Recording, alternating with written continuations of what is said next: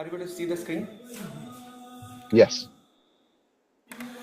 Om Ajnanatimirandhasya Jnananjanashalakaya Chakshur Unmilitam Yena Tasmai Shri Gurave Namaha Shri Chaitanya Manobhishtam Sthapitam Yena Bhutale Swayam Rupa Kadamayham Dadati Swapadantikam Vancha Kalpatarubhyascha Kripa Sindhubhya Evacha Patitanam Pavanebhyo Vaishnavebhyo Namo Namaha Jai Shri Krishna Chaitanya Prabhu Nityananda Shri Advaita Gadadhara Shrivas Adi Gaura Bhakta Vrinda Hare Krishna Krishna Krishna Hare Hare Hare Hare. Hare Hare Rama Rama, Hare Hare Rama Rama, Rama Rama Rama Hare Hare Hare. Hare. Okay, welcome everyone to the fifth session in the series of discussions on the essence of the Gita. And the title for tonight's talk is Who is the Boss? When you hear who is the boss, what comes to your mind? Like, boss means what? Wife. What did you say, Vikas Prabhu? Wife. Wife. Brilliant answer. That's on a practical day-to-day basis, okay? Yeah, so nice answer. So actually, that's exactly what I had in mind. Boss connotes here controller. So we all have some sphere of influence, some sphere of control. And if we keep on asking this question, who has the supreme control? That's what we want to explore tonight through the lens of the Bhagavad Gita. So, in one sense, tonight's topic is somewhat orthogonal to what we have been discussing so far, because what we have been discussing so far are different forms of yoga. Okay, like we discussed about the path of karma yoga, we discussed about the path of jnana yoga, and which also was seen through the lens of dhyana yoga, or the yoga of meditation. That was the last session. Okay. Now, in one sense, through the sequence of the verses that we had been discussing, we reached essentially the sixth chapter, because sixth chapter is titled the yoga of meditation. Now we are retreating back into the fourth chapter and giving you a little bit of a context. What made Krishna essentially reveal who's the boss? Okay. So in the beginning of the fourth chapter, which is titled Transcendental Knowledge, Krishna started talking about how the Bhagavad Gita came into the picture, into this world. He started giving the history of the Bhagavad Gita. So he says that Imam Vivasvate Yogam Proktavan Aham Avyayam Manur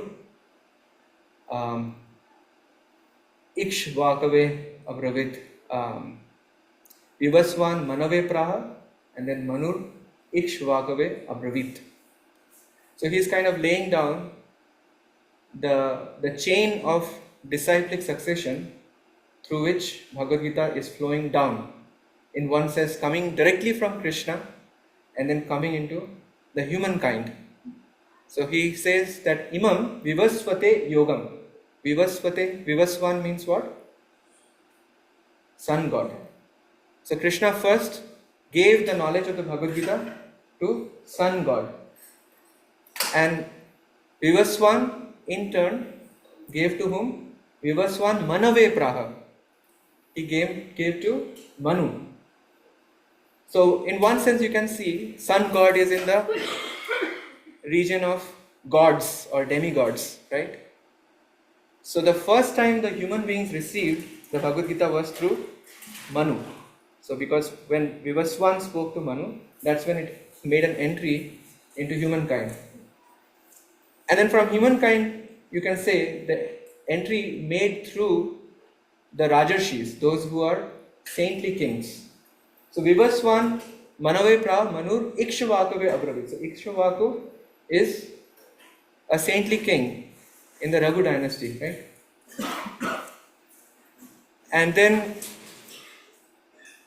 that's the sequence that Krishna shared, like how the Bhagavad Gita flowed. So what is the sequence? Krishna, then sun god, and then Manu, and then Ikshvaku. So you can say pretty much when the knowledge came down to Ikshvaku, now it is available to come down further through the series of saintly kings. So great. So then what happens is that Krishna describes Sa evayam taya mayate adya yogo प्रोक्तः पुरातन भक्तो असि में सखाचिति रहस्यम येतत् उत्तमम. Then Krishna says that Sakalena Mehta Yogo Nashta Parantapa. Over a period of time, what happened was that this knowledge as it stood just appeared to be lost. In one sense, knowledge is never lost per se. It could be forgotten. Because knowledge is knowledge. So as long as there is a carrier of the knowledge is present. But there could be an absence of the carrier. So in that sense, the loss of knowledge can happen.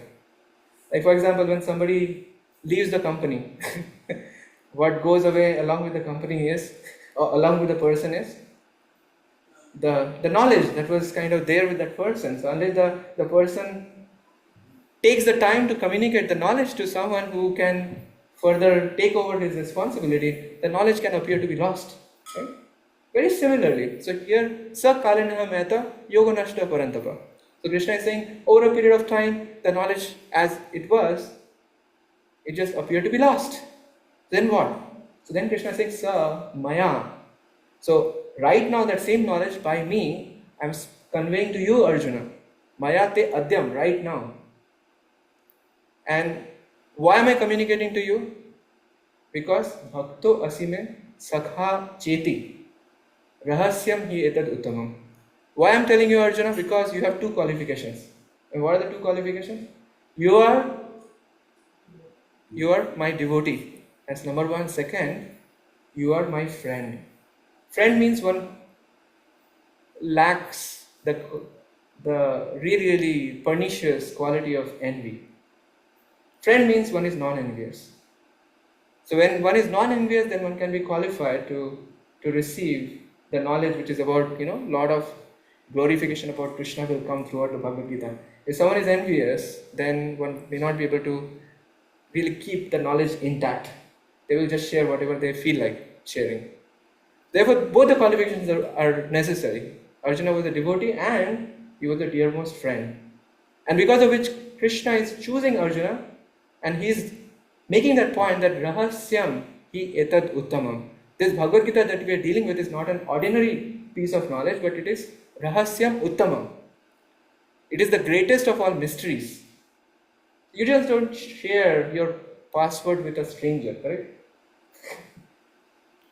So likewise, Bhagavad Gita holds a lot of mysterious gems. You can't just share with anybody. So you look for a qualified recipient. So likewise, Arjuna is a qualified recipient.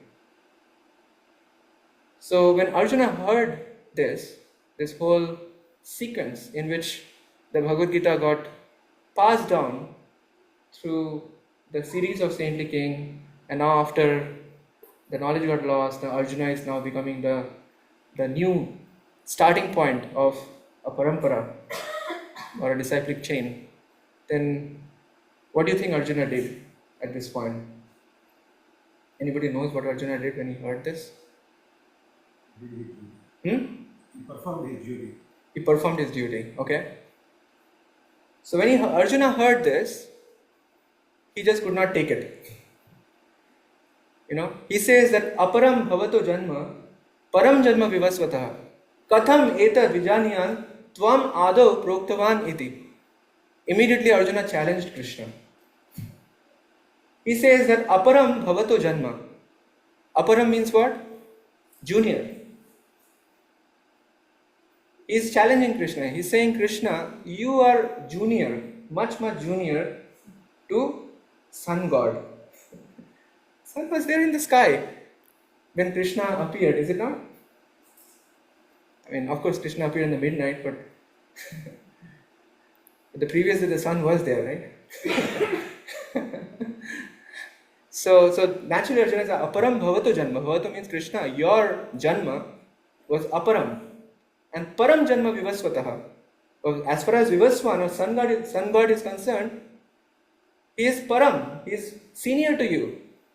So katham etad vijanyan. How am I supposed to understand this? That tvam ado proktavan iti, that you have first communicated this knowledge to sun god. How am I supposed to take it? Amazing, no? So this is the starting point where Krishna feels compelled to reveal his divinity. Okay. In the past, interestingly, in many occasions Krishna had stated, you should dedicate everything to me. Right? There are so many verses that had happened. Particularly remarkable was 3.30. Right? 3.30 Krishna very clearly says, my sanyasya, basically dedicate everything to me. And Adhyatma Chetas. And then before also in 2.61, second chapter, 61st verse, where Krishna had stated that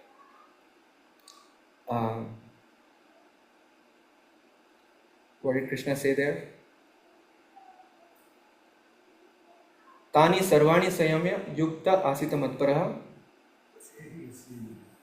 vashehi yasya dhyani tasya pragya pratishrita. So there, what did Krishna say particularly? Tani sarvani sayamya, but then after that, yukta asita matparaha. You act in relation to me. The question can arise, right? Why Krishna? Why Krishna? So that all these doubts can be hovering in the minds of the reader of the Bhagavad Gita. So this was in the second chapter, then third chapter, this 3.30, and now Krishna is getting the opportunity to clarify why me. So then he starts. So he responds in. This question was asked in 4.4. Right? So the parampara system was described in the first three verses of the fourth chapter. 4.4 was Arjuna's doubt, and Krishna starts answering or responding in verse number 5 of the fourth chapter. So what does Krishna say? Ajo api san, avyayatma, bhutanam ishvara api san, prakritim swam adhisthaya, samavami atmamaya. So first of all, you have to understand that Krishna is unborn. Krishna does not really take birth like us. So Aja means unborn, whose body is always spiritual. How do we know that? Again in the same verse. He says that Prakritim Swam Adhisthaya. When I am appearing in my original transcendental form. Prakritim Swam Adhisthaya. And Samamami Atmamaya. I appear out of my own sweet will. I don't appear just because, I am pushed by my past karma to take birth in a particular family, like we all do. In the case of Krishna, Samhavami Atmamaya.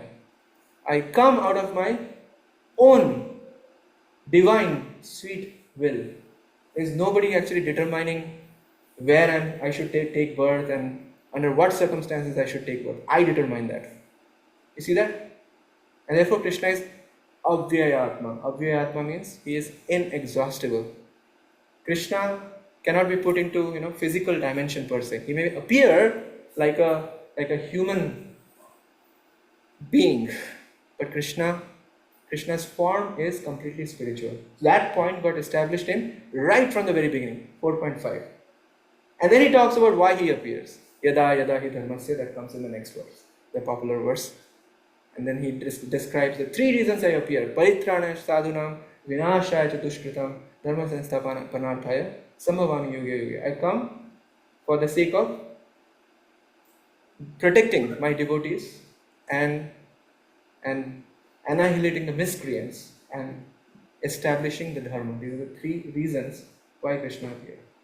And then he tells Arjuna that whoever understands the transcendental nature of my birth and activities, that person, upon leaving this body, goes back to the spiritual world and doesn't come back again. Janma karma cha me divyam. Because by this time he had already established, both janma and karma to be divine. And therefore he is sort of saying there is one who understands tattvataha in reality. For such a person, there is no repeated birth and death. So he says, Sa mam yati. He comes back to me. Yati ta asti no, not this verse. Sorry. Janma karma cha me divyam evam yo veti tattvataha tyaktva deham punarjanma nayati mam iti so Arjuna. After leaving this body, there is no punarjanma. Clear? So this is how Krishna starts talking about himself. So now what else Krishna talks about, and I'm going to tell you one story to establish this point of who is the boss. That's where we make an entry. I'm in the wrong place. Sorry. So far I have shown you this picture. There are three entities. You have seen this many times by now. It just presented from different angles. There is the soul. Who is the soul? We are all individual spirit souls, right? Okay. How do we know we are all individual spirit souls? 15.7. Okay. Krishna says, Mamai Vansha Jiva Loke, Jiva Bhuta Sanatana. And then there is the material nature where the soul is placed. We are all living in the material nature. Like this is where we are. Now, this material nature, from the living entity standpoint, when the living entity comes to this world, I mentioned this before also. When we look at something enjoyable, what do we do? We want to claim proprietorship over it. This is mine. Wherever we look, we want to possess it. Is it not? Just so that we can enjoy. Why do we do that? Because the material nature, as it stands, appears to be independent. When the living entity comes, it's clearly like we try to make boundaries. This is my territory, But we all came into this world empty-handed, is it not? And we leave also this world empty-handed. Nobody comes with a signed lease that I have possession of this piece of land. We all come empty-handed. We just keep on claiming proprietorship over things. Just like if, suppose there is a car sitting and without a driver, and we find that there is a key also inside, a shining looking car, no driver. So a natural mind will think, oh, maybe this car is for me. And we get in and start driving, thinking that, okay, I'm the owner of the car. And all of a sudden from the back seat comes the owner and said, hey, what are you doing here? It's a very similar situation. Like we start actually thinking, whatever we are coming in contact with in this world, we think it is mine, it is mine, it is mine. And God is reminding us through different circumstances that whatever you may try to possess or whatever you may try to enjoy, it ends with some kind of frustration. Is it not? It ends with some kind of frustration. Yehi sansparshaja bhoga dukkha yonayavate. Adi antavanta kaunteya nateshu ramate buddha. 5.22. Krishna says that what happens is that when we try to bring our senses in contact with the sense objects, with the spirit to enjoy, from that point only is the birth of our misery. And why? Why that is so? Because anything that we come in contact with in this world has a beginning and an end. And we as an eternal spirit soul, as an eternal individual, we don't like things to just dissipate. We don't like things to just cease to exist. Is it not? We want them to persist over a period of time because that's our nature. And therefore there is always an incompatibility. And therefore as long as there is spirit to enjoy, there will be always frustration. Because whenever we are reposing that propensity to enjoy in any material object with a hope that I will get a lot of pleasure, a lot of happiness, we will definitely setting the stage for misery in the future. It says that there are only couple of possibilities. Either you get what you want, right? First possibility is you don't get what you want. So obviously that causes frustration. Second possibility is that you get what you want, but what happens is that whatever anticipation of happiness that you had when you were chasing after that object, it just doesn't match up to the reality. There's a gap between expectation and reality, and then that causes frustration. And the third possibility is that you may actually even get the same kind of happiness that you had thought that you would get out of that object, but it just decays, dissipates over a period of time. One new car has a certain kind of charm when you just get hold of the new key. But then over a period of time, okay, it's the same dry car. And you think about like when I'm going to change to the next one. And the technological situation is such that it will keep changing, keep promising you newer level of comforts and really giving you that, like it accelerates essentially you to reach that position where you will feel frustrated. Whichever iPhone model you may have and you may be feeling great about tomorrow, like just wait for some time. And with the pace at which the world is moving, it's probably like moving very, very fast in delivering you the latest and the greatest technology that will bring you the next upgrade of happiness, so-called happiness.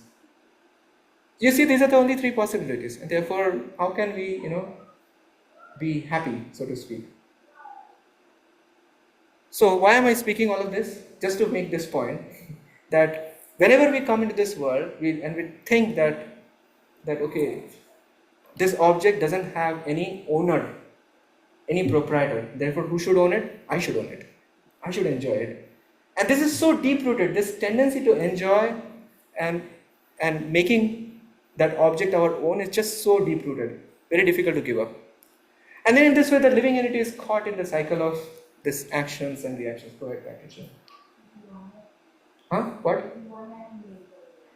Yeah, let's wait till the end. Maybe there might be certain things I will say which might address. Okay, in this way, the living entity is caught in this chained victimization of actions and reactions. But the moment we recognize that, hey, there is a belonging of this material nature to someone who is the real controller or God. This is revealed in the beginning of the 7th chapter where Krishna says, Bhumir Apo Analo Vayu Kham. So Bhumir Apo Analo Vayu Kham means what? Earth, water, fire, air, ether.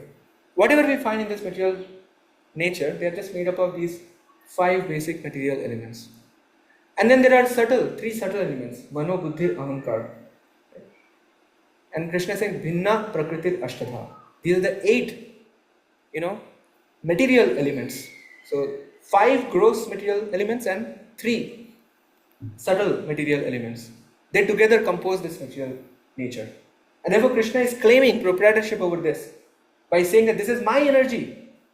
Krishna says that also in the 9th chapter. Maya Dhakshana Prakriti. The Prakriti is functioning, the material nature is functioning under my supervision. Maya Adhyakshana Prakriti. Suyate Sacharacharam. Etunanena Kantya Jagat Viparivartate. Whatever is going on, you should know that it is happening under Krishna's supervision. And as far as the soul is concerned, he's saying, as far as you are concerned, Arjuna, or all these assembled kings are concerned, these individual souls are also my energy. It's just different category of energy, and that is called spiritual energy. So this is material energy, that is spiritual energy. Spiritual energy means what?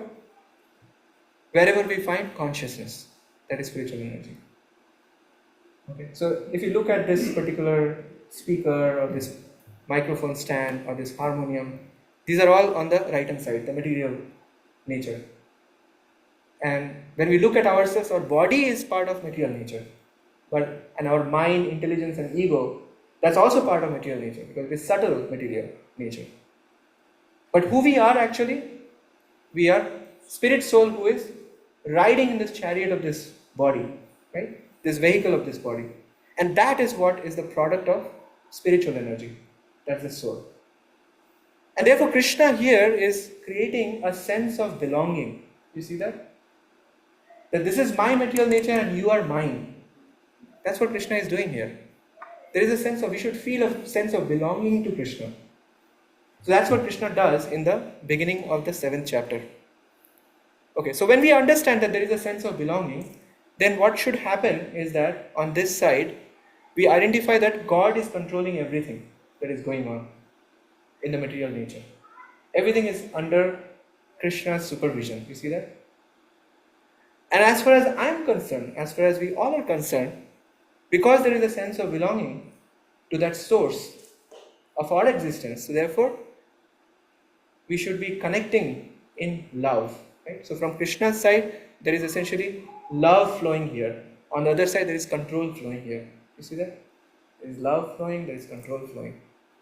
Love flowing means Krishna is ready to wait as long as possible till we give up our rebellious mentality to stray away from him.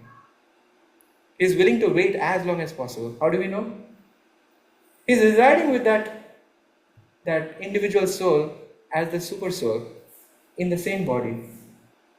He is with us right now within our body as the super soul. He is always there. That is called love. No matter how your disposition is towards me, I am always there with you. This is Krishna's stance. So Krishna as the Paramatma is always there as our dearmost friend. Waiting and waiting and waiting, doesn't matter how many species of life we move through, Even if we are born as a cockroach, he's still there as a super soul. We are born as a frog, as a dog, Whatever feature and form we are inhabiting in this world through, Krishna is always there in the form of the super soul. This is called love. See, so on the other side there is control, on this side there is love. But all in all, I'm saying that Krishna is that conscious source of our existence, and therefore he has every right to deal with his energy in the way he pleases. At that point, he establishes in the beginning of the 7th chapter. Now I'm going to introduce you to an enigma. Okay, this is from the 9th chapter. I'm just going to give you some points that Krishna makes in the Bhagavad Gita in relation to his being that supreme boss. And then I'll try to summarize the points, okay, so that you can understand what I'm trying to bring together. In the beginning of the 9th chapter, Krishna makes a very interesting point. Krishna says that Maya tatam idam sarvam jagat avyakta murtina. So now that we understand that everything that we come in contact with is Krishna's energy, whether it is material energy or spiritual energy. We are spiritual energy, all these things are material energy. So Krishna is saying, Maya tatam idam sarvam, jagat avyakta murtina. This jagat, this cosmic manifestation, wherever you find, Krishna is saying, I am present in my invisible form. He's saying that Maya tatam idam sarvam, everywhere you can find. I am diffused in my creation. Jagat avyakta, this word is avyakta, means I am not visible to your eyes. I am just there.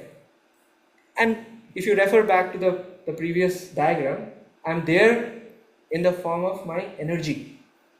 And therefore, energy, what do we find? We just change states and change forms. That's what we find with the energy. And therefore, we may not actually see how Krishna is there because he's just diffused in his own cosmic manifestation. So far, so good. Right? Maya tatam idam sarvam jagat avyakta murtinas. This is 9.4. And then he says, Mat sthani sarva bhutani na teshu aham avastita. He's saying, Mat sthani sarva bhutani. Mat sthani means all the living entities, they are situated in me. Clear? Mat sthani sarva bhutani. Sarva bhutani means wherever you find life forms, they are all situated in me. And then he says, Na aham teshu avastita, but I am not present in the cosmic manifestation. In other words, I am not present really in person. I am present in the form of my energy. So far, so good? Yeah? Immediately after that, this is 9.4, 9.5 begins with Krishna saying, Na cha matsthani sarvabhutani. In 9.4 he said, Matsthani sarvabhutani. 9.5 begins with Na cha matsthani sarvabhutani. If one speaks like this, like if you say, where were you yesterday at 4 o'clock? You can say, I visited the grocery store. And then after a while you said, no, I was not in the grocery store. You'll say, okay, what's going on? This person cannot be trusted. Is it not? It's like a directly contradicting. It's not like some word jugglery or anything. There he said, Matsthani sarvabhutani. He said, Nacha matsthani sarvabhutani. And then he says, Pashya me yogam ashwaryam. He said, behold this mystic form of my yoga. This is Krishna's yoga. Our yoga is connecting with Krishna. Krishna's yoga is all about connection. Krishna's yoga is connecting with his energies. And he's saying that Pashyame yogam ashwaryam. This is my mystic opulence. Behold my mystic opulence. So that should kind of ring some bell. Right? It's not so obvious to understand this point, and then he says that Bhuta Brin, Nacha Bhutasto, Bhuta Mamatma Bhuta Bhavanaha. So Bhuta Brin means I am maintaining everyone. That's great. He is maintaining everyone. While I am not there, Nacha Bhutasto, while I am not situated. What does that mean? That means that Krishna is not personally present. He is personally present in the spiritual abode. But Krishna's energies are operating in this world. While I am the source of everything. Bhuta Bhavanaha. Bhuta Bhavana means I am the source of everything. So far so good. 9.5. This is 9.5. This is how Krishna shares his interactions with this material world. So far I hope that you are confused. Because in the next verse, Krishna is trying to help us. But okay, I hope that you are confused now. Here is the explanation. And he gives an analogy by saying that Yatha Akasha Sthito Nityam Vayu Sarvatra Gomaham. And this is the analogy I am presenting here. That's the picture. So just like he's saying that Nitya Akasha Sthito. Akash means what? Sky. Akash. So situated in Akash. So Sthito, same word is used, right? Sthita. What is situated in the sky? Vayu. Vayu or wind or air. Just like the wind is situated in the sky. So if you take sky like an inverted bowl, like that's what I'm trying to show here. Okay. Picture a sky like an inverted bowl. And then the wind is free to move anywhere, right? And Krishna is saying, Tatha sarvani bhutani matsthani iti upadhare. This word iti upadhare means you understand this like this. And look at this. Krishna used the same word matsthani. Remember the confusion? Matsthani sarvabhutani, nacha matsthani sarvabhutani. And he's saying, Tata sarvani bhutani matsthani iti upadhare. This is how you understand how the living entities are situated or not situated in me. By taking the help of this analogy. And what is this analogy communicating here? So if you take sky as an inverted bowl, and where the wind, you can see that the sky in one sense, if you picturize it as an inverted bowl, it restricts the movement. It doesn't restrict the movement per se, it restricts the boundary of the movement of the wind. But it doesn't restrict the movement itself. Is it clear? Wind is free to move. But it is defining the boundary. So likewise, we all have a particular sphere of influence. Different sphere of influence, but we all have a certain sphere of influence. The best way I can think of explaining this is, in the company, like different levels, individual contributor, manager, senior manager, like this, the hierarchy goes on. And you see that as far as individual contributor is concerned, like when it comes to the time when the compensation is to be allocated, They don't have any control. Whatever is allocated, they are allocated. But their manager has some freedom of movement of money. They're given some budget, you can move some portion from here to there.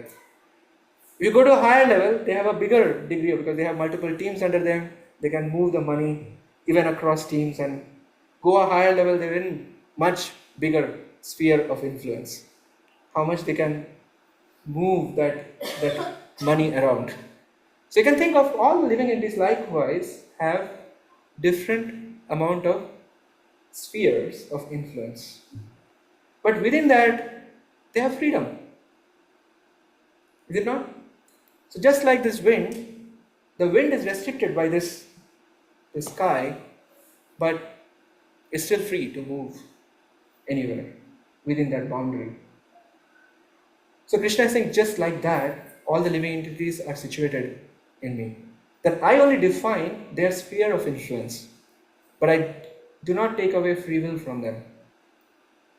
They are free to utilize their freedom however way they like.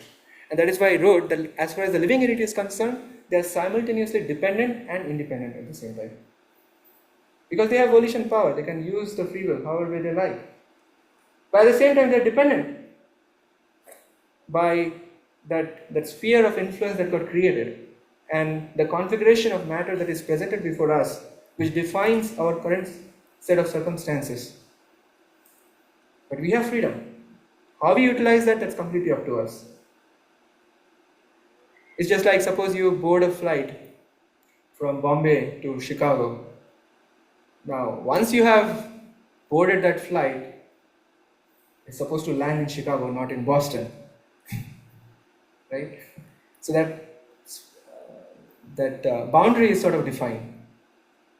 But if there is a passenger who gets into the flight and does all kinds of mischief, maybe he attacks a fellow passenger, then his destiny is determined. He's going to go into a prison cell after getting to Chicago.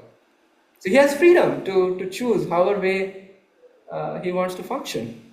And depending on, there will be certain area that will get defined.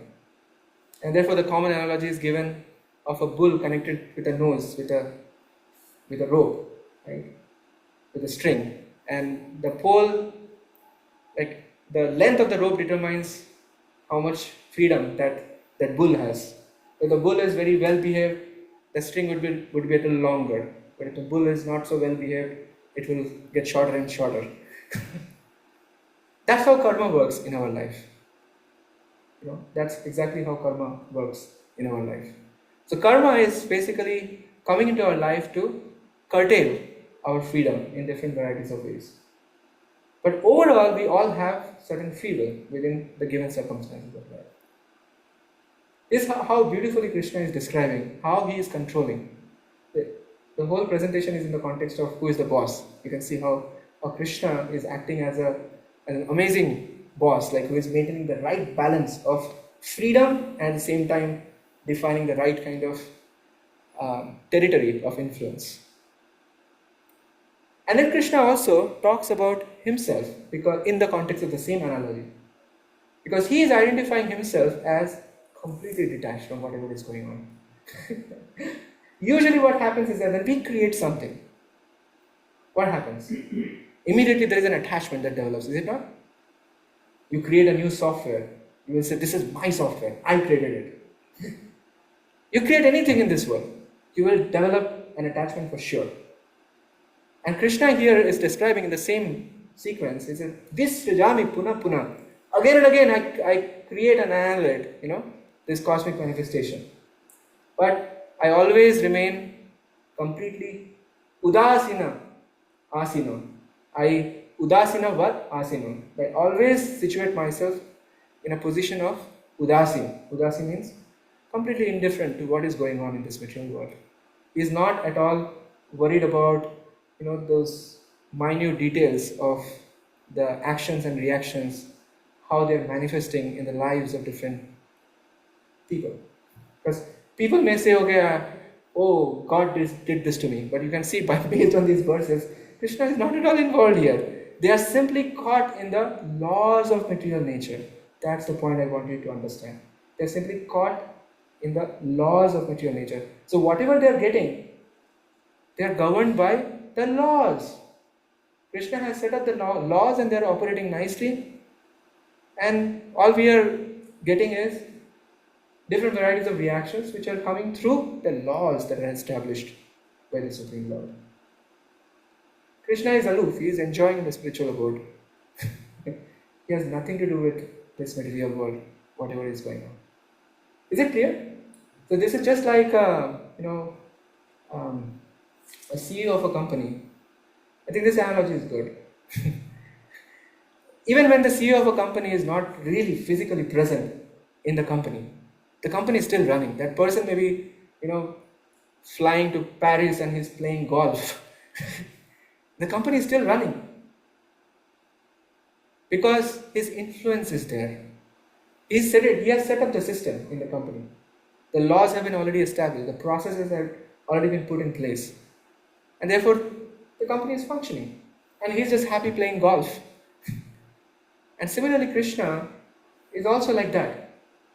But is Krishna fully like that? Not so. And that's where Krishna's beauty comes in. That yes, he is the cause of all causes. So here, this is the enigma that we find it very difficult to understand. When we become the cause of something, we immediately become attached. In the case of Krishna, Krishna can be the cause of all causes, and yet he can maintain his supremely unattached position. And these are the two sort of confidential points that comes through the ninth chapter.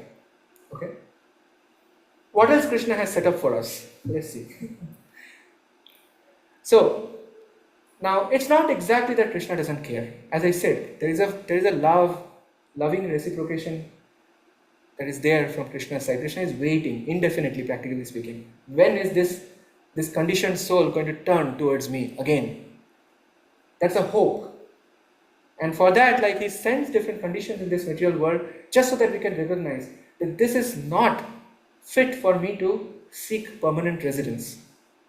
I'm meant to carry out my responsibilities in such a way that I can get out fast and in an effective manner. That's what our job description is in this material world, really. How we can actually interact with this material world in such a way that we can make this human form of life successful, so that we can go back to Krishna. And that's why there is every nook and corner there is reminder. Nothing, and that's why I described the scenario that nothing actually satisfies us. As long as we are trying to extract enjoyment out of material objects of this material world, we are always frustrated. And therefore that gives us a reminder, we don't belong here, we belong somewhere else. So until and unless we get this point, we will keep on strategizing, we will keep on trying in different ways, and we will just fail. So this is how Krishna reminds us. But then Krishna has other systems too. So other systems are, you can see, I'm going to describe to you this whole system of gods that Krishna has set up. Okay. It's a fantastic system. And this is very beautifully explained by Krishna in the 7th chapter. So as you see, from the standpoint of the spirit soul, the soul has been sojourning in this material world through different conditions of life, and therefore lots of desires got accumulated over a period of time. You can see even in this life, whatever memory we have of this life, as we carry through life, what increases for us, no matter what, is what? Our desires. No matter what, that one thing is going to keep on growing. The stockpile of unfulfilled desires. And that stockpile of unfulfilled desires is what is determining our future destination. Because Krishna has made arrangement in such a way that those desires have to be fulfilled at some point in time. There's a living entity is asking for this, asking for that. Some arrangement has to be made, right? Maybe not in this life, maybe in the future life. Some arrangement has to be made, right? So therefore we are caught in this cycle of birth and death. Because of our doing, because we want to fulfill so many desires. What to do? So Krishna is saying here that, okay, if your desires are so many, there are some more strategic moves you can make, apart from just working hard. So he says, this is 7.20. Beautiful sequence of verses. So Krishna says, Kames tastar hritagyana, prapadyante anya devata. I used to always have problem with this verse. The problem that I used to have is this. Why does Krishna uses this anya devata? Krishna is not a devata. Anya devata means, okay, Krishna is saying, I am a devata and then these are all other devatas. But then the reconciliation is this. Devata just means worshipable figure, worshipable lords. Someone you worship, devata. So that's okay. Anya devata. So Krishna says that if your heart is inflicted with material desires, kames tas ter hritagyana, your desires have overpowered so much that you lost track of any knowledge whatsoever. I just want to fulfill my desires. So Krishna is saying, prapadyante anya devata. For that there is a system I have placed in place. And the system is, there are so many cosmic managers I have appointed in this world. Those cosmic managers, they are in charge of various departments of creation.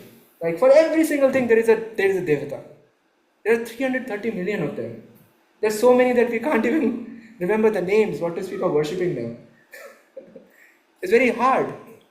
So he said, Kames tas ter hritagyana, prapadyante anya devata. So you can actually, he's saying, you can approach these other devatas.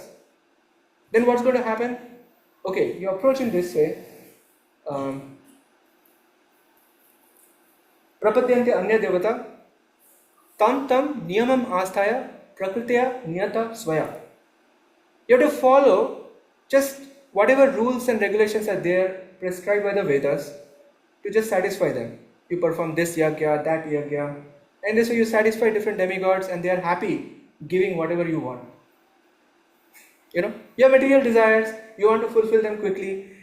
Okay, one approach is that you keep working hard like a donkey. That's fine. That's one way. Someday that results will come.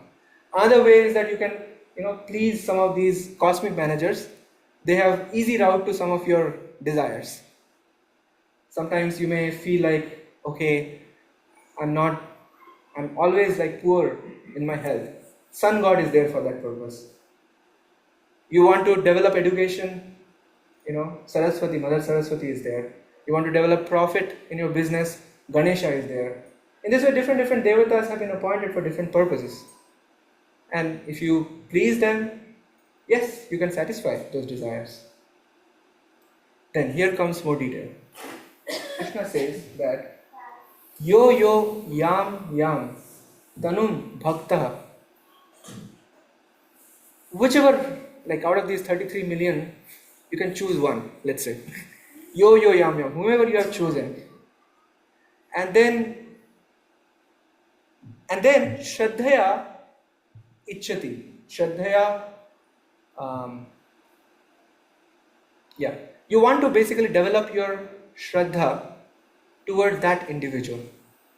So Krishna is saying that Tasya Achala Shraddha Tam Eva Vidadhyami Aham. The moment you have a desire, like not even worshipping the demigod or a cosmic manager, the moment you have a desire to worship, Krishna is saying, I am the one who make that person's faith steady. So we should not be surprised that when we find somebody devout Ganesha worshipper, or because that's what they are meant for, they are meant for granting certain benefits to the living entities like us who are filled with material desires. And Krishna is saying that I am the one who is strengthening the faith. So whatever initial faith that you may have, Krishna is saying, I am making that faith steady. And then in the next verse, he is saying that not only I strengthen their faith, whatever desires they get fulfilled, Krishna is saying, I am the one who is fulfilling those desires as well. I am actually behind fulfilling those desires as well. So in other words, what's happening is that Krishna has set up this system, okay? So he has, established these cosmic managers, and these gods, they have control over the material nature. specific departments, not all departments. That's the key difference. When it comes to Krishna, he has control over all the departments. When it comes to demigods, depending on which department Lord they have control over that department. And therefore they are capable of giving those goodies that are in that department. And therefore, from the soul standpoint, yes, they can establish relationship with a particular godly figure, a particular god, and then Krishna strengthens that faith, and then Krishna is the one who is delivering those goods or empowering those demigods to deliver that good. And Krishna uses that phrase that I am the one who is Maya Eva Vihitan Hitan. This is what Krishna says. Maya Eva means I am the one. So whatever desires are getting fulfilled, labhate labhache tata labhate cha tatah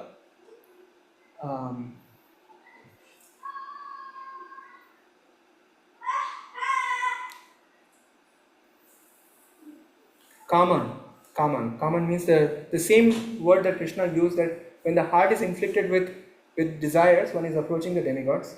Krishna is making the faith steady, and he is the one who is making those desires fulfilled. So this is 20, 21, 22. This is the sequence of the verses. And then Krishna reminds that please understand that antavatu phalam tesham tat bhavati alpamedasam devan deva yojo yanti mad bhakta yanti mam api. So this kind of now puts everything into perspective. That yes, great, like you can satisfy your desires, whatever desires you may have, but please note that antavatu phalam tesham, whatever fruits that you are obtaining through these demigods, know that they are temporary. Antavat means they are going to at some point in time cease to exist. Antavattu phalam tesham tad bhavati alpamedasam, and therefore those who are approaching the system in this way, they are alpamedasam. Okay, after so far so good, all of a sudden there is a blow from Krishna's side. That if you approach in this way, then you become less intelligent. Because you are only asking for things which are not going to last forever. And you are just caught in this network of desires. You may get fulfillment for some time, but then you are caught in another desire and just keep going. And therefore, Krishna is saying that Devan Deva Yojo Yanti. Those who are worshippers of demigods, please note that they go to the abode of the demigods. And Mad Bhakta Yanti Mam Api. However, those who are my devotees, they come to me. And this distinction Krishna makes in the 7th chapter. Therefore, in one sense, by establishing this system, Krishna also denounced demigod worship. You see that? How Krishna... And the thing is that Krishna laid down the same kind of thing also in the 9th chapter, exactly in the same tone. But in the 9th chapter, there is a different phrase that comes in. And that phrase is avidhi purvakam. That, okay, like you can fulfill all these desires, and all these desires are granted by me, but it's just that they are doing it avidhi purvakam. Vidhi purvakam means following the best efficient system. But avidhi purvakam means they are not following the best efficient system. Avidhi purvakam. That's not properly done. Are you so far with me? So far what we have established is that Krishna is the controller of his material energies and the spiritual energy. We are all essentially manifestation of that spiritual energy. In the form of the conditioned soul, we are struggling in this material world, and we are filled with material desires. And when we have material desires, Krishna is saying, okay, if you are just so impatient in fulfilling those material desires, here is a system that you can follow. There are cosmic managers that have established. If you really want this, okay, satisfy this demigod and get this done. Okay, but know that is going to be temporary. And if you are just becoming a follower of the demigod, you're at the same time you are setting the stage for going to the abode of that demigod, because you are becoming the follower of that demigod. But as far as I am concerned, only my devotees can reach my abode. So this distinction had been made twice, both in the 7th chapter and in the 9th chapter. Is it clear how Krishna is establishing the system? Now I will tell you a story. This story is coming from Kena Upanishad. Very, very beautiful story. Now, Kena Upanishad, in one sense, is, you can say, the I've read that actually multiple times because it's easy to read multiple times because it's so skinny. It is probably the shortest Upanishad that one can read, but very, very profound. Kena, this word Kena literally means by whom. So you can say Kena Upanishad means by whom Upanishad. By whose arrangement all these things are set up and is moving, So there appears a very, very beautiful story to just drive home all the points that I've established so far. So demigods and the demons, they fight from time to time. They are called devas and the asuras, right? They're ongoing fights. Sometimes they win, sometimes they lose. So it so happened there was a time when the demigods won against the demons. The suras had the victory over the asuras.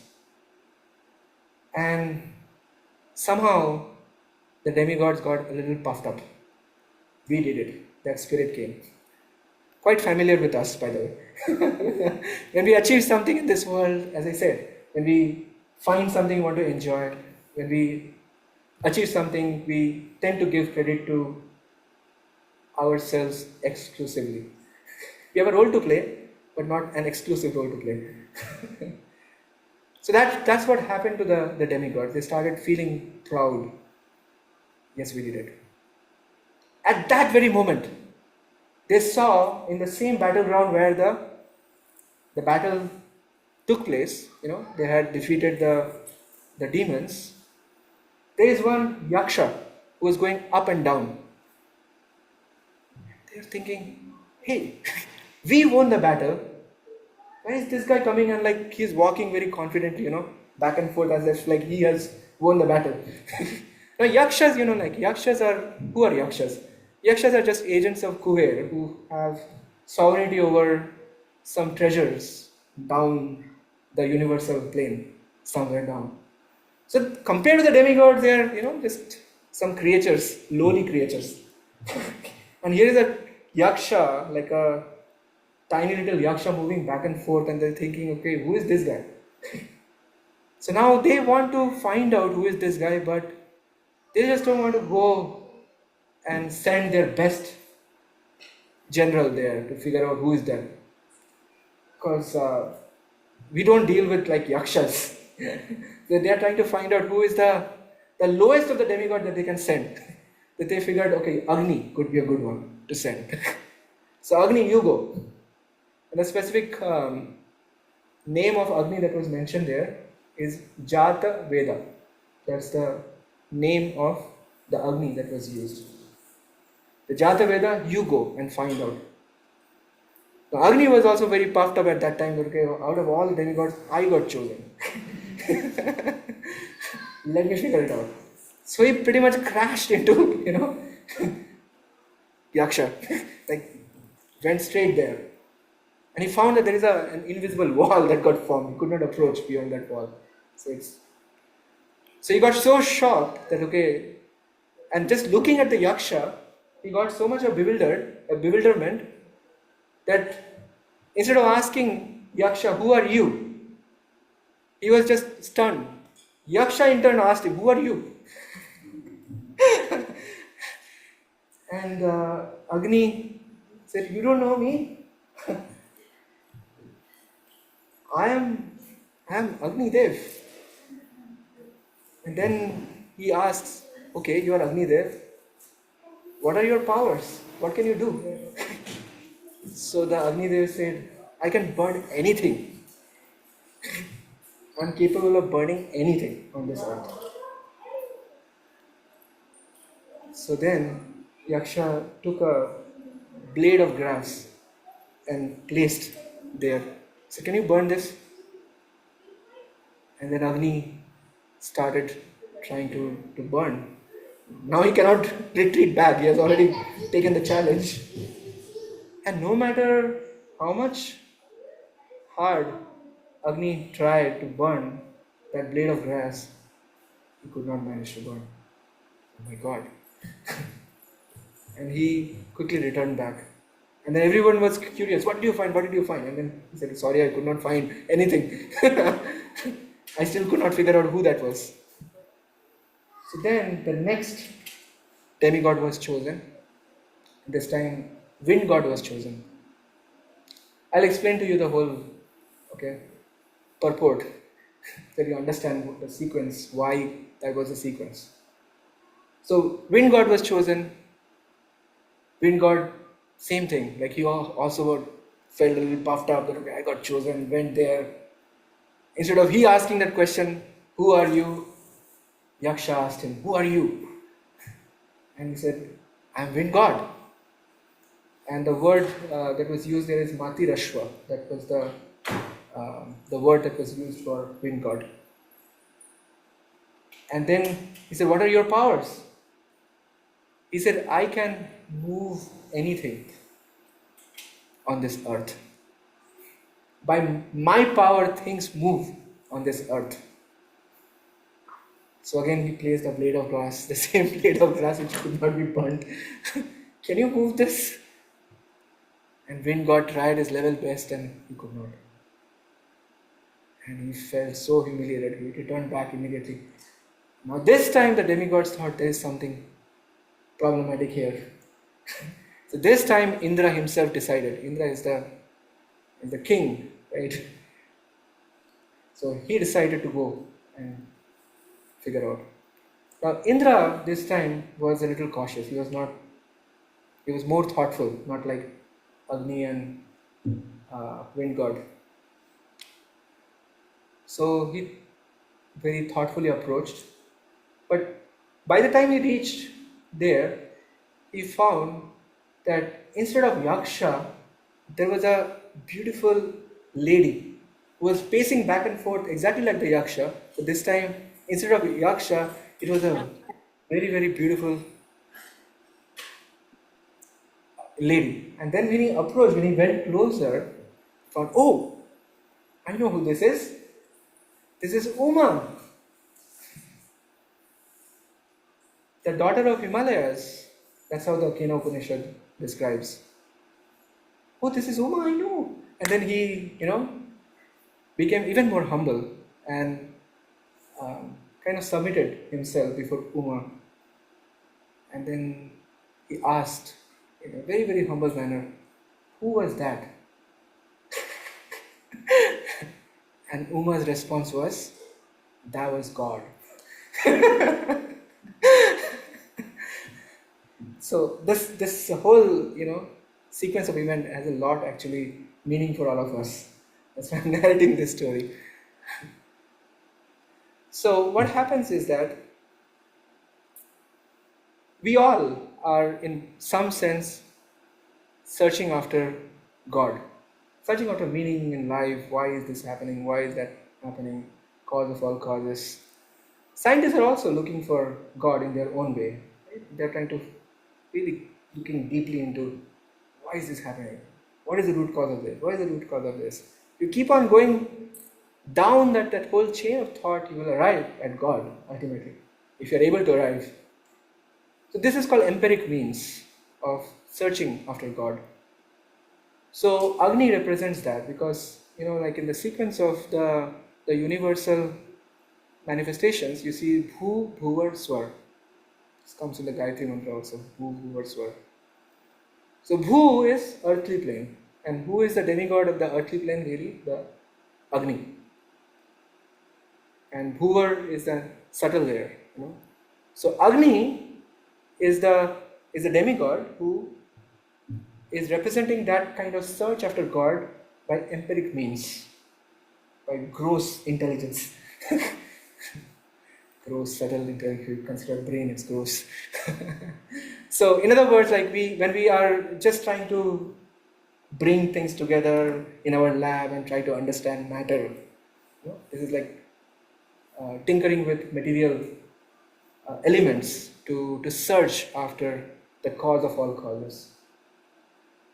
So if you notice how Agni approached is that okay, like as if I know everything, like that sense of pride was there. So likewise, the scientists also carry that kind of pride. That, okay, by mixing matter, someday I will manufacture consciousness, for example. And even when they are not able to get there, then they relate consciousness to AI. Even if not natural consciousness, they can say artificial consciousness I have generated. So in the way, there is that sense of pride. I'm figure it out. I'm going to figure it out. And therefore, even before, like they can ask this question, who are you? They are being questioned. Who are you? Trying to find me. What is your qualification to try to find me? That's God's challenge to the scientist who is trying to find through empiric means. The second level, when the gross level fails, then you go to the subtle level. Subtle level meaning like there are different people take to this tantric things, or they may be uh, utilizing their mystic power, and they delve into a lot of subtle things, and in this way they gain a lot of yogic power, so to speak, and they try to venture into trying to find God through their subtle manipulation of energy. Okay, so that is represented by the wind god, because wind god is the lord of the Bhuvar Loka, which is the subtle plane above the earthly plane. And the same thing, you cannot approach God just by showing off your talents. That's not how you approach God. So therefore he also fails. But Indra, on the other hand, so he is the Swargalok, right? Swar, Bhu Bhuvar Swar. He is the king of heaven.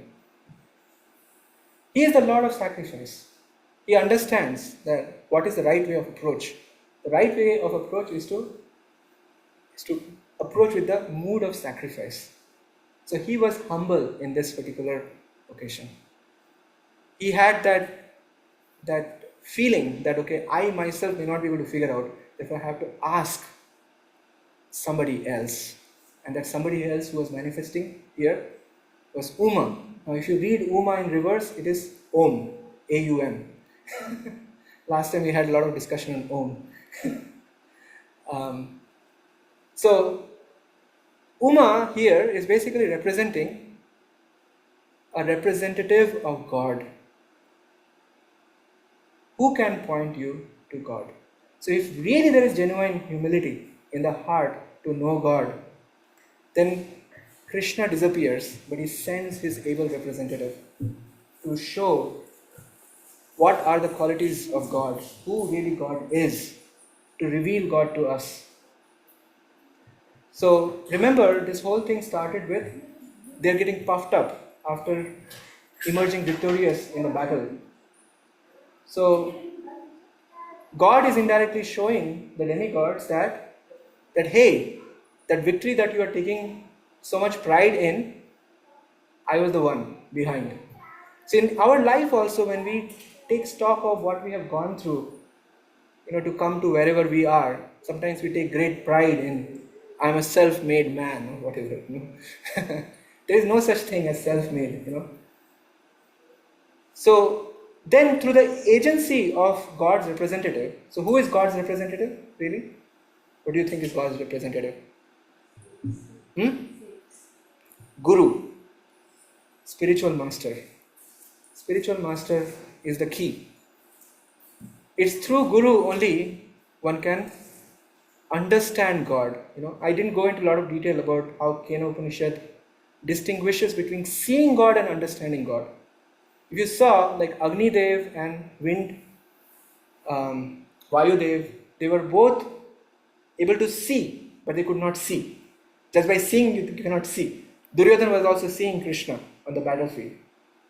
Understanding was not there. That understanding became possible for Indra because he took a humble position, submitted before Uma, who was representing Guru here.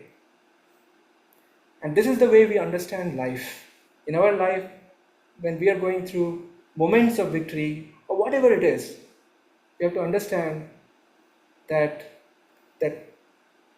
I have to, be enlightened by somebody to understand what is the deep purport of what went through in my life really.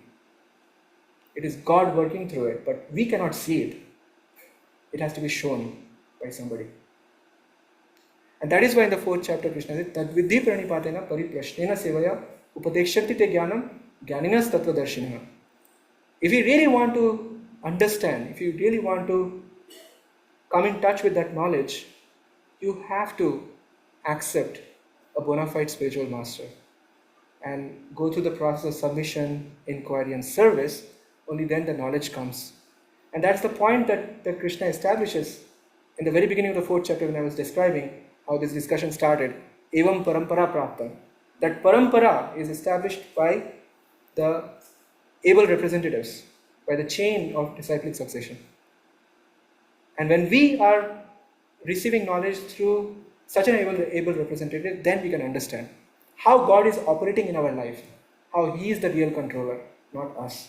Otherwise, we can just maintain this position of illusory controllership and then go through the chain victimization of actions and reactions without any cessation whatsoever. So overall, from the Vedic lens, the Krishna had established a hierarchy, as you can see.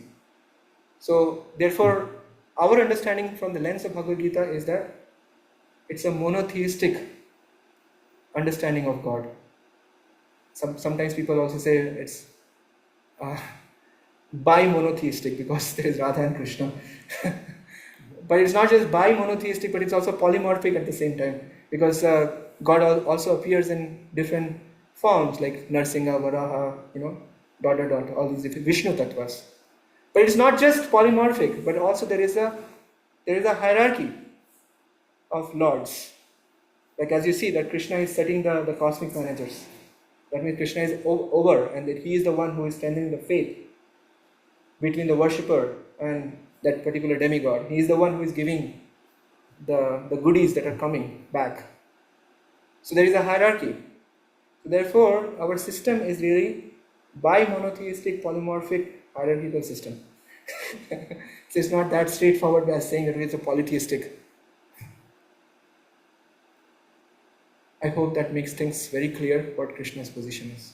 So everything is therefore orchestrated ultimately by Krishna. And therefore it is said, Akole Ishvara Krishna Ashab Vrito. If there is one controller, that is Krishna. Ishvara Paramaha Krishna. Sachidananda Vigraha. Anadi Radhir Govinda Sarva Karana Karana. Krishna is the cause of all causes. He is the real. It's a lot of Oh, no. This is Super Soul's inspiration. Okay, so that's what I wanted to establish here. I generally, go through a lot of things for the students. I'm not going to do any of these things. I try to show how exactly, Krishna's position comes in the grand scheme of things, but some other time. But I wanted to just present through the lens of the Bhagavad Gita so you understand how Krishna establishes his divinity in the Bhagavad Gita. So by now, you know who the real boss is. It's not our wife.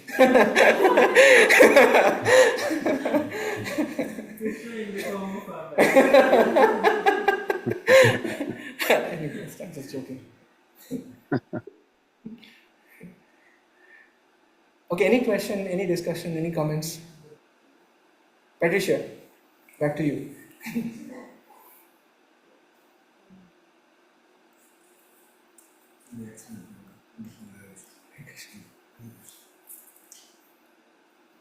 So usually you have said that we tend to enjoy materialistic objects, and always the end is going to be that we're not going to be satisfied, or there's going to be some hurt that comes with it. What if people enjoy natural things like, let's say, food, being in nature, outdoors, in that way? You said bhakti? Like being in association. Because these are two different categories, that's what I'm saying. Because, it's great that you brought these 2 points, but I'm just pointing out that these two are 2 different categories altogether. Yeah. One could be like people enjoy being in nature. Yeah. There then if we expand it a little bit and move further, the temporary association with the things like that. So maybe that would. Yeah, I'm just saying these are two categorically different things, So what you brought up is nice, because what I was describing is more in the mode of passion and ignorance. What you are describing, walking in the nature and all those things, it's more mode of goodness. Okay, so it's definitely a higher quality of happiness.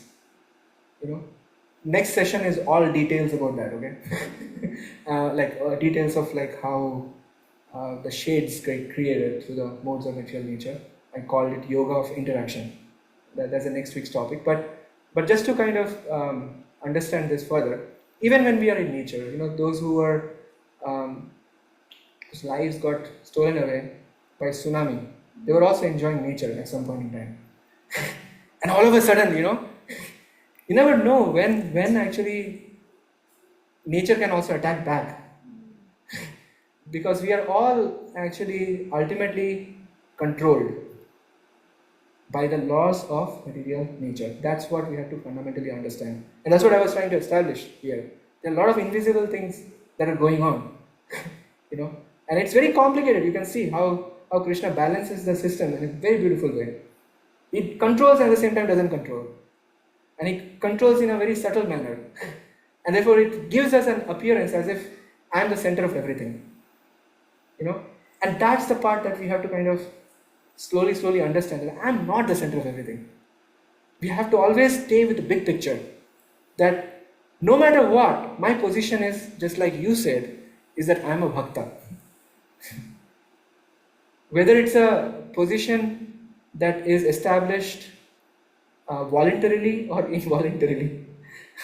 Like in the sense, I'm always controlled. Bhakta, I'm saying in that way. Either we take the position of getting controlled voluntarily or involuntarily, because the definition of bhakti is like this: Rishikena Rishikesh Sevanam Bhakti Ruchate. Voluntarily, when we use our rishiks or senses in the service of the master of the senses, that's a voluntary position one is choosing to serve the master of the senses. That is bhakti. But the point is that even when we are not taking that position, we are still serving somebody or something, right? And therefore, it's an involuntary position. And while we are in that involuntary position, then laws of material nature are always active. But if we are voluntarily submitting to Krishna, then Krishna is active. And that's why I did not make that point very clear actually. You have to understand the verses. I did not place those verses in context. The 7.20, when Krishna was talking about the establishment of these cosmic managers, that just comes after 7.19, which is which verse? Anybody knows that verse? Bahunam janmanam ante jnanvan mam prapadyate vasudeva sarvam iti samahatma sudurlabha. That description of the demigods comes after that section. What is Krishna saying there? That after many births, one who is a great soul, really a great soul, a Mahatma, he comes to this understanding that Vasudeva Sarvam Iti. That ultimately Krishna is the fountainhead of everything. And then that person, Mam Prapadyate, that person starts, engaging in loving devotional service unto Krishna. That position, takes a lot of maturity. But if one is not so mature, then one would be propelled by just material desires. And that's basically 7.20. It's like a contrast happening. Same thing Krishna does in the 9th chapter as well. Demigod worship is kind of interspersed with talking about one who is a devotee. Ananyas chintayantu mam, ye jana parayupasate, tesham satata yuktanam, yogakshevam mahamyaham. Krishna says that one who is always trying to act in relationship with me. So even when one is in the nature, one is not forgetting one's position of being in service to Krishna. In other words, like one is always acknowledging the fact that I am a part and parcel of Krishna, and therefore I am a servant of Krishna. So in the whole picture that you saw, the diagram I made, I very purposefully drew a dotted line relationship. I hope everything has a purpose, okay? Because that that dotted line relationship is showing that we are not parts and parcels of demigods. It's an illusory, phase of things created for us, just so that we can fulfill some of our temporary material desires. It's not a permanent system. But really, we have got a relationship with Krishna. All we have to do is acknowledge. And the moment we acknowledge that, we are a devotee. We are a bhakta, just like you were saying. So in the nature, one can be a bhakta, provided that remembrance is there, that I am eternally a part and parcel of Krishna. And if that mood is there, then what's going to happen is that while you are taking a nature walk, some service opportunity can come up, even in that circumstance. Some service opportunity impromptu can come up. Like somebody may be in a needy position where you may need to serve that individual, and that person gets closer to you, and through that closeness to you, that person learns about Krishna.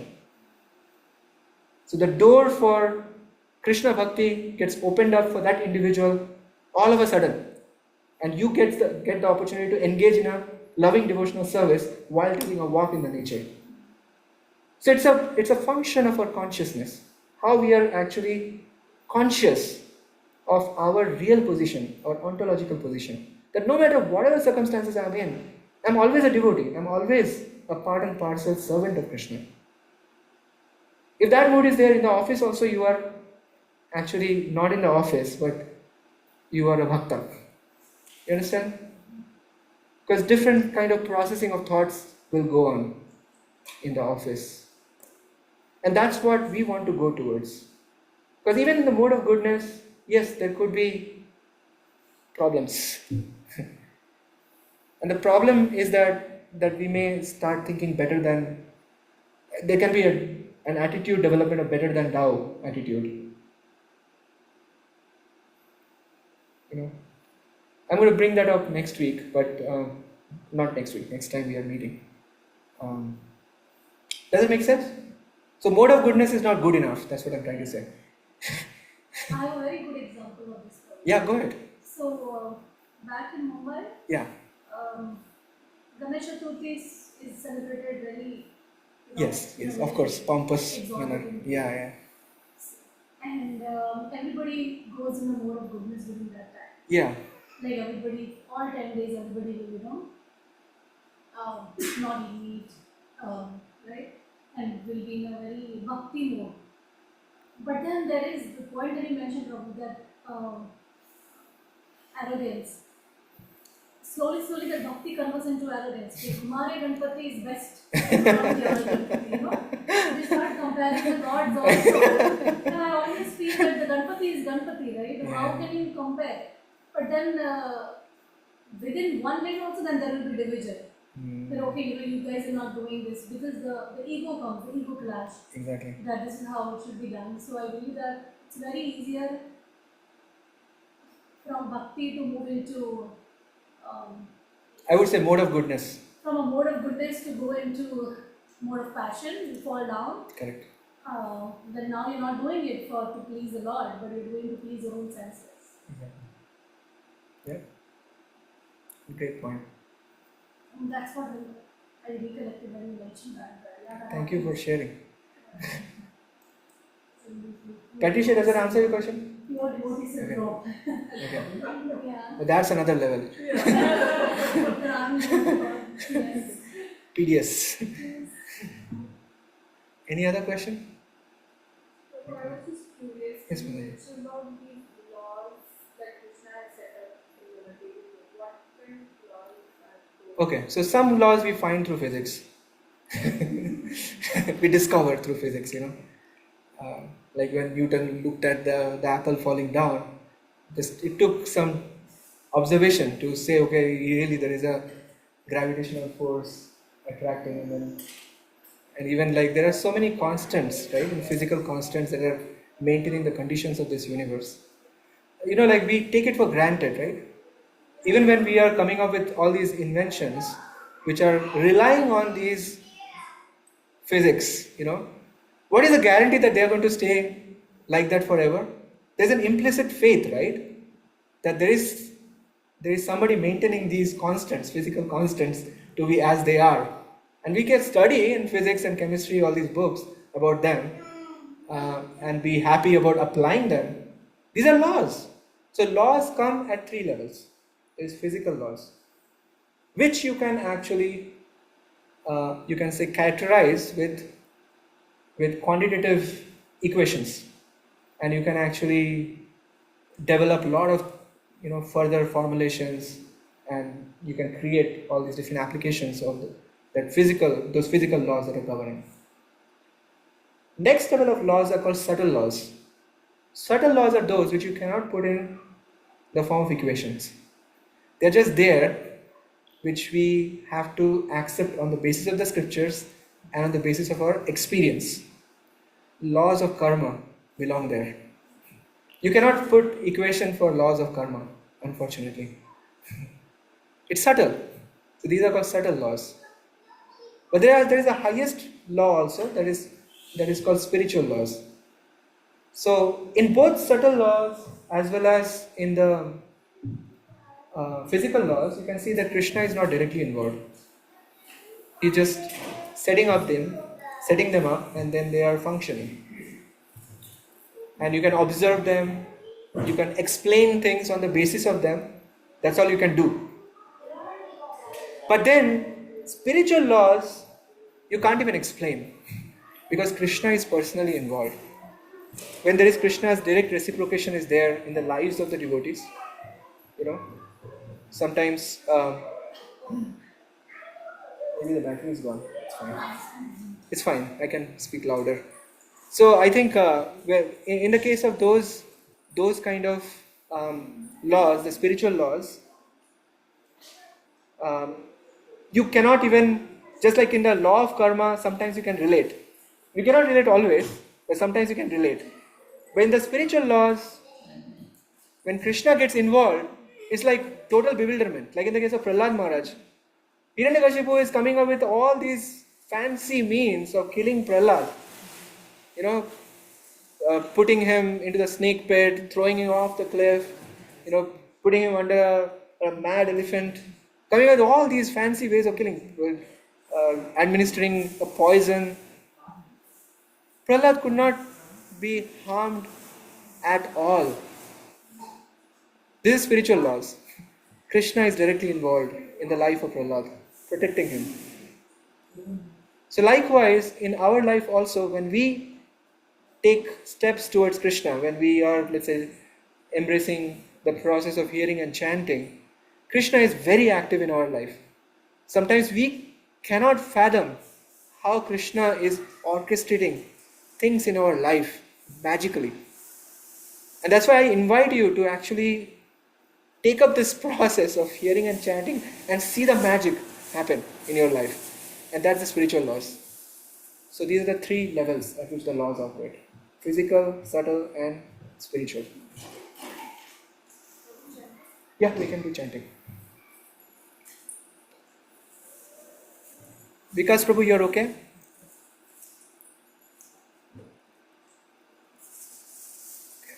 You're muted. Yes, Prabhu. Thank you very much. Okay. Thank you. Hare Krishna. Hare Krishna. So we are going to now go into the chanting mode. I'm stopping to share the screen. Actually, I will share a different screen.